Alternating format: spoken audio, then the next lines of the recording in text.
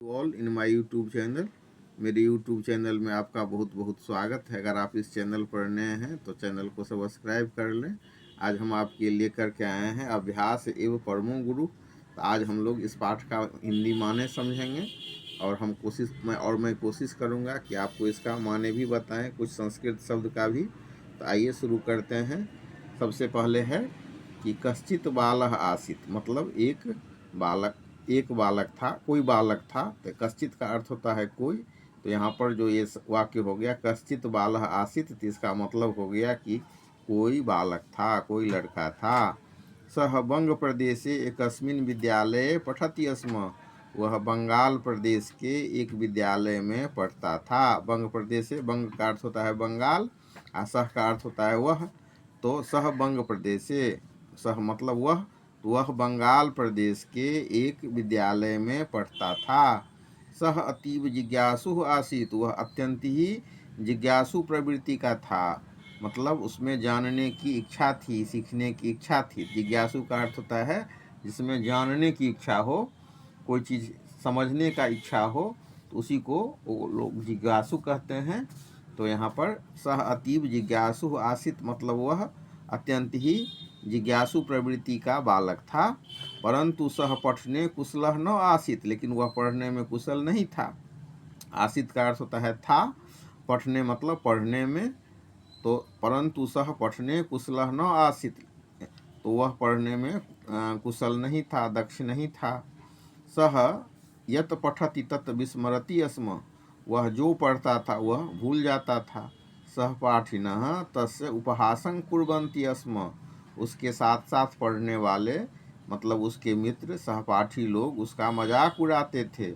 सह चिंतयति, वह सोचता था, किम अहं मूर्खः अस्मि, क्या मैं मूर्ख हूँ, क्या मैं मूर्ख ही रहूँगा। ये भाव है इसमें, इसका तो सोचता था कि क्या मैं मूर्ख ही रहूँगा, क्या मैं मूर्ख हूँ, ये भाव उसने विचार किया।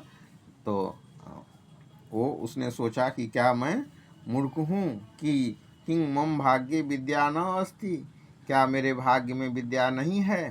परंतु अहं तु पठितुम इच्छामि, लेकिन मैं तो पढ़ने की इच्छा रखता हूँ। तदा किं कर्तव्यम, तब क्या करना चाहिए। एकदा सह मार्गे एकं कूपम अपश्यत, एक बार उसने रास्ते में मार्ग में एक कुआं को देखा।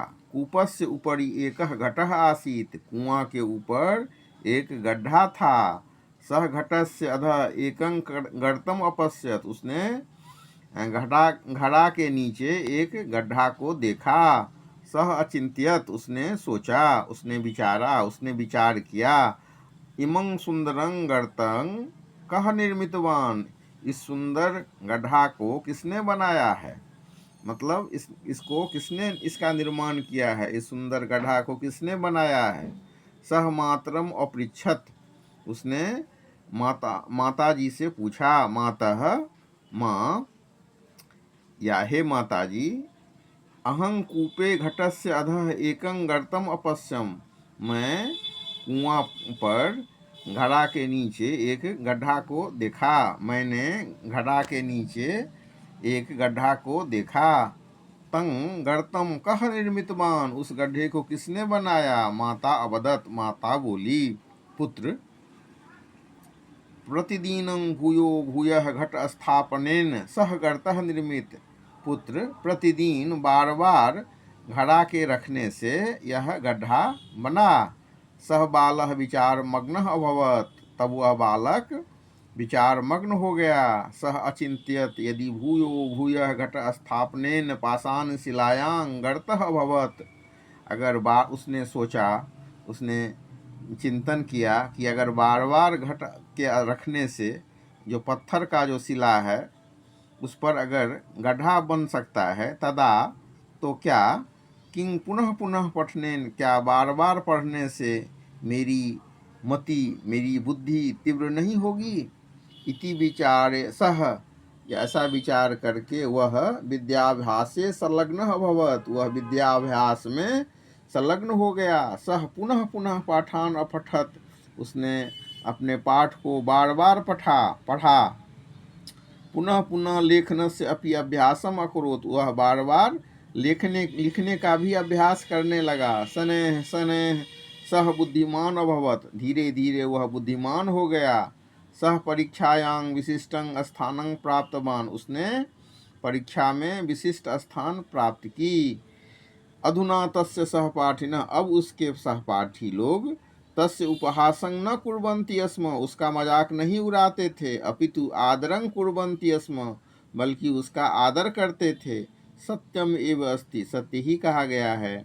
अभ्यास एव अस्ति परमो गुरु, अभ्यास जो है सबसे बड़ा गुरु है। तो यहाँ हमने इसको देखा।